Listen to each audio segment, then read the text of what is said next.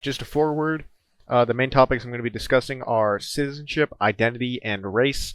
And sorry for the camera switching positions. At one point, it fell during recording. Thanks. Hi, I'm Soren, and this is my Ethnic Studies Creative Project final for SMC.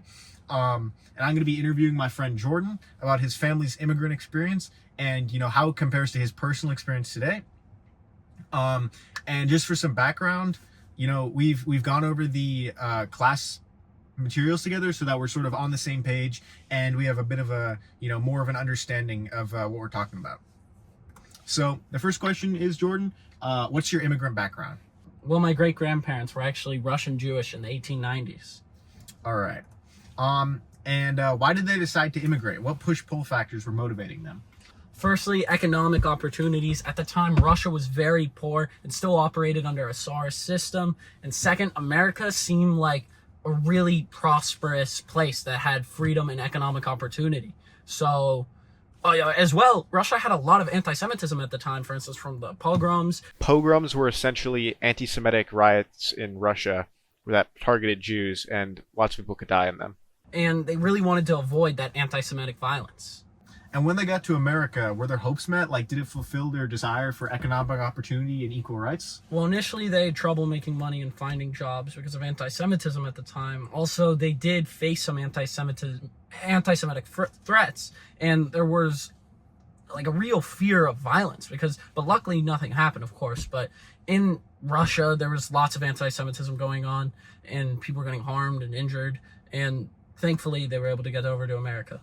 Oh, by the way, where were they in America? So at first they came in through Ellis Island in the 1910s, but ended up moving to Southern California to work. So Ellis Island in New York. And were there any other challenges they faced moving here? For one, it was very difficult to get their citizenship because they didn't actually get in at Ellis Island. They experienced some difficulty when they decided to start their own business because they couldn't file the correct paperwork at first. So how were they eventually successful? They managed to get into the new film industry, luckily, because of a mix of LA being more progressive and it being a new industry that they were finding themselves in and building on within.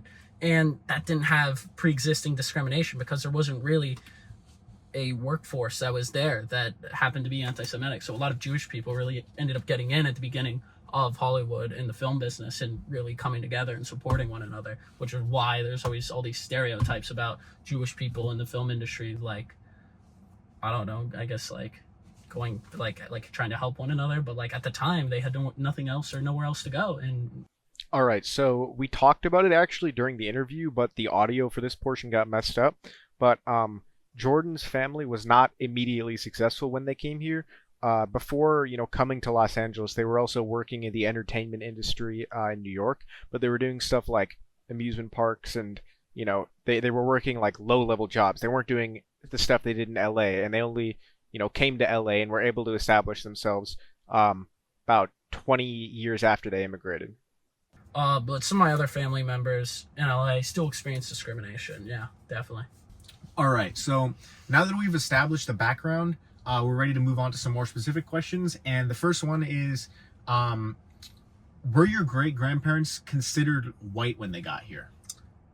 Well, technically, no, they were not considered white when they got here. They were still viewed as Jewish. And since they have a very Jewish last name, it was kind of a thing that couldn't be played off or you could pass not being Jewish at all by. So despite even being European still, to an extent, they were still being discriminated against. And how do you think your reality today is different than that of your great-grandparents? I think now people would consider me to be white passing, even though they know I'm Jewish. However, the perception of Jewish people, I feel, has shifted in modern times. And I feel like we're now a form of model minority, and we're stereotyped as into prejudiced jobs.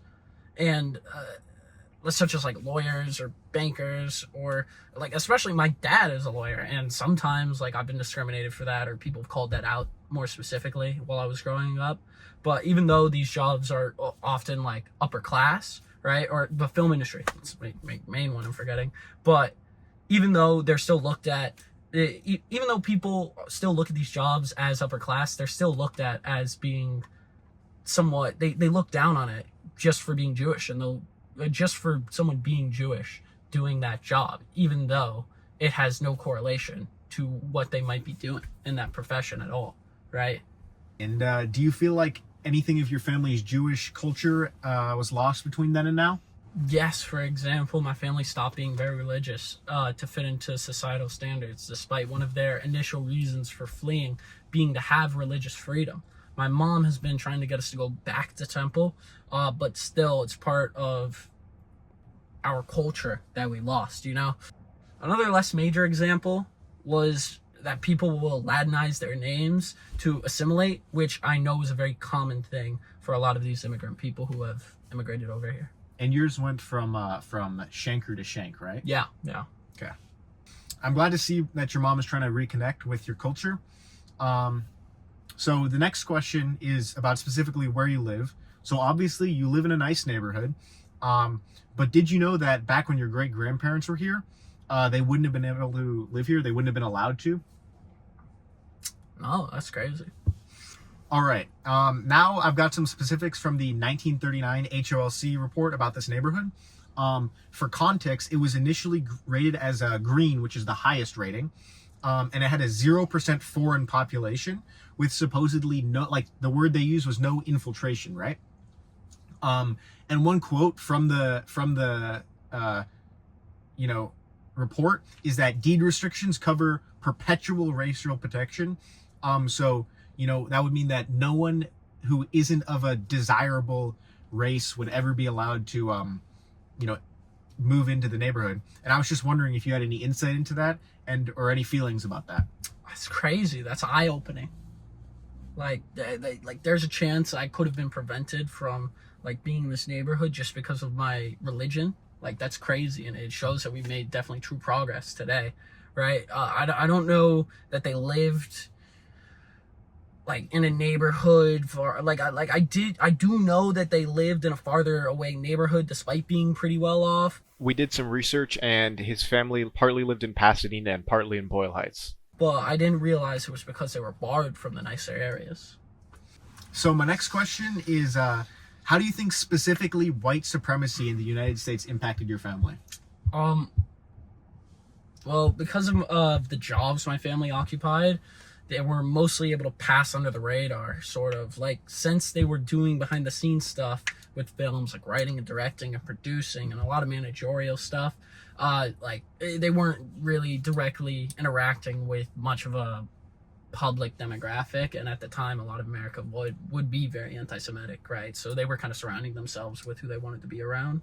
But specifically, they weren't allowed to really hire so many Jewish actors at the time, which like my family had to tolerate, because even despite being Jewish themselves, to prioritize the business aspect, because certain movies just wouldn't do well at that time, you know? So circling back to the model minority stereotypes thing, do you feel you're the victim of any particular racist attitudes to this day because of that? I don't think I'm a victim of like structural or systematic racism today, but people definitely can be prejudiced against me on an individual level. Like, I'm considering pursuing film and television in college as a career, so people sometimes discriminate against that just because of like the stereotype of Jewish people going into the film industry. And a lot of people really have high standards for my family, like for example, for me to do very well in school, and so sometimes that doesn't happen, and people might be more critical because like there's this assumption that Jewish people, like, they really do well in school, which, trust me, it's not necessarily true, but nothing on that scale like my ancestors had. So what issues do you think are the most important that descendants of immigrants are facing today, and what do you think the solution to them is? I think for Jews specifically, it is anti-Semitic violence right now. I've never been a victim directly, but at one point I was at the gym and I had to stay inside instead of going outside because there was people wearing masks going around the streets, stopping traffic, asking them if they were Jewish. Who knows what they would have done if they found someone who was Jewish. That's crazy, right? So the solution to this, there has to be a better way. Like, there's a lot of other problems, and the solution to this and to a lot of other problems is that people need to have more solidarity, especially for marginalized groups. And there has to be an understanding for each other to help prevent these kinds of situations. Okay, now we looked at some intersectionality material beforehand, and in some respects you are marginalized, but in others you're privileged. So for the purpose of this question, I wanted to focus on how you're financially privileged. In terms of religion and race, you are marginalized and erased respectively. And how do these contrasting parts of your identity intersect? So besides the model minority stuff that we've already talked about, my family feels that we have a responsibility to push for fair treatment, and we have to have a solidarity with other groups. Like one of my relatives, he was an alternate delegate at the Republican convention in the early 1900s, and he pushed for more equal rights. So I know this sounds a little bit more like something that a Democrat would do, but it's because there was a party switch in the 1960s where the parties sort of switched ideas. So that's why his family was in the Republican Party at the time. In some ways, and that's a tradition that my family has tried to uphold till this day. Like, for example, my dad will take many cases against workplace discrimination, and my uncle is trying to help support in some way the Jewish cause in America, like by going to congressmen and a bunch of other things based off of the discrimination that's going on to Jewish people at college campuses right now. So we feel like a sort of responsibility to use our privilege to help people who are less privileged, given our family's history and experiences. Now, now that we're nearing the end, what do you think it means to be an American, and how does that interact with your Jewish identity?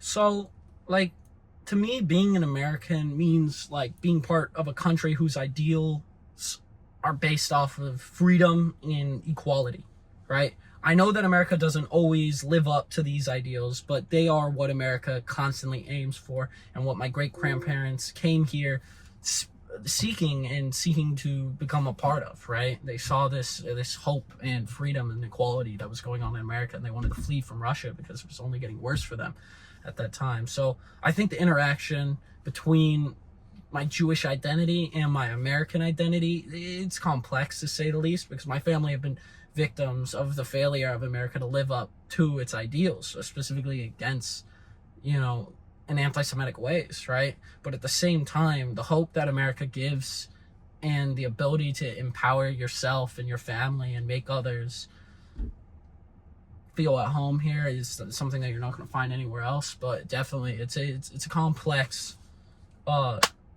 connection between my two different identities. Finally, what do you think people can take away from hearing your family's story, and how do you think it is applicable to today?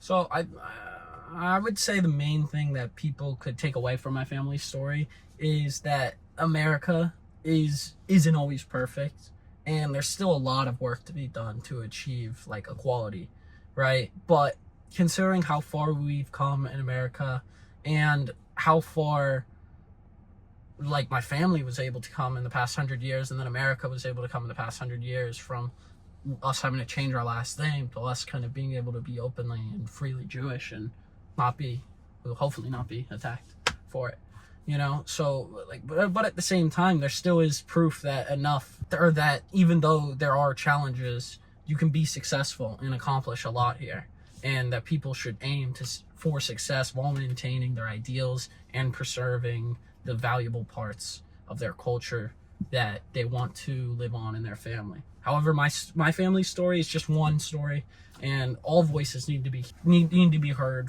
to fully overcome these challenges. All right, thank you, bro. Thanks for taking your time. Thanks for helping out. Yeah, and that's it.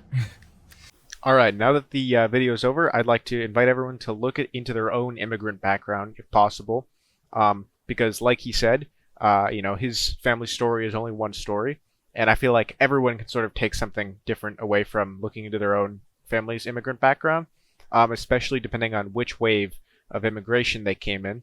They also might be able to see, compare some of the culture that they might have lost, or as well as with, greater impacts on the American culture that the people from their particular country had by immigrating. Thanks for watching.